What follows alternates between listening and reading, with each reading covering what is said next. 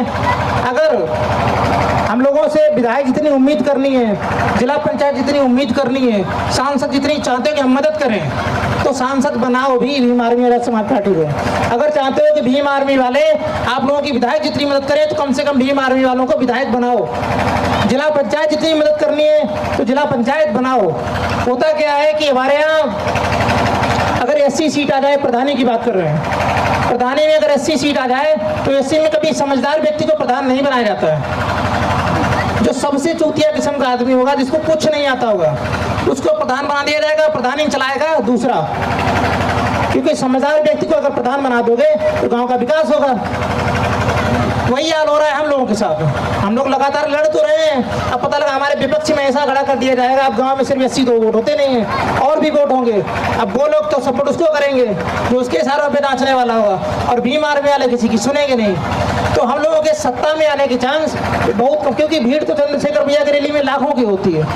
अभी कपूरपुर में रैली हुई थी, इसमें लगभग 1.5 लाख से ऊपर भीड़ थी। अब बताओ 1.5 लाख वोट हमें नहीं मिलता है। जहाँ 1.5 लाख की भीड़ होती है वहाँ वोट 6000 निकल रहा है।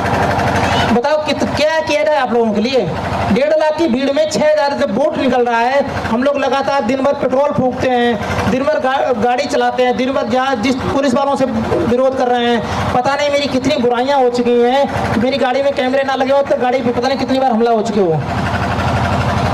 मतलब हम लोग वोट के वक्त बिक जाते हैं। एक बार बिक जाओगे फिर 5 साल तक वो आप लोगों को परेशान करते हैं, 5 साल तक कोई सुनवाई नहीं करते हैं। हमारे समाज में एक और खास बात है कि हम लोग अपने समाज के लोगों का हाथ नहीं पकड़ना चाहते हैं, जबकि जो हम लोग कहते हैं ऊंची बिरादरी वाले, उनके पैर पकड़ने में बिल्कुल नहीं शर्माते हैं। हमारे समाज का कोई व्यक्ति आपके 50 बार पैर छुए, आप लोग उसको वोट देने के बारे में नहीं सोचोगे। और कोई ऊंची बिरादरी का व्यक्ति एक बार आपके पैर छू ले, कहेगा यार देखो यार उतनी ऊंची बिरादरी हमारे पैर छू रहा है, अब तो यार वोट ना ही, इसे घरों बिठाओ, खाना खिलाओ। और हम लोगों के साथ छुआछूत इतना होता है, अगर हमारे पास वोट ना हो तो कोई आपके साथ अभी भी छुआछूत होता, छुआछूत अभी भी होता है अगर आपके पास सिर्फ वोट का अधिकार नहीं होता। आपके घर में बहुत से लोग खाना खाने आएंगे चुनाव के दौरान, खाना कहाँ खाएंगे? घर में अंदर बैठ के कोने में, ताकि कोई बाहर वाला देख ना ले, बाहर वाला कोई देख ना ले। समाज में बैठ के कभी खाना नहीं खाएंगे। और आपको बता दें कि 13वीं तक का निमंत्रण होता है। अगर हमारे लोगों को निमंत्रण दिया जाएगा, कोई ऊंची बिरादरी वाला होगा, तो हम लोग घर परिवार के साथ पहुंच जाते हैं, बिल्कुल पंगत में बैठ के खाना खाओगे जाके।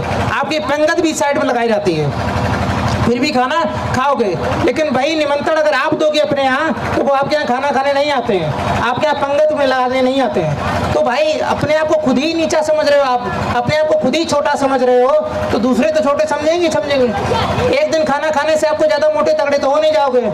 भाई अगर कोई बुलाना है आपको निमंत्रण में, शादी में, शर्त रखो कि जब तुम हमारे यहाँ आओगे तभी हम तुम्हारे यहाँ जाएंगे। जब तुम हमारे यहाँ शादी में आओगे निमंत्रण खाने के लिए, तभी हम तुम्हारे यहाँ जाएंगे।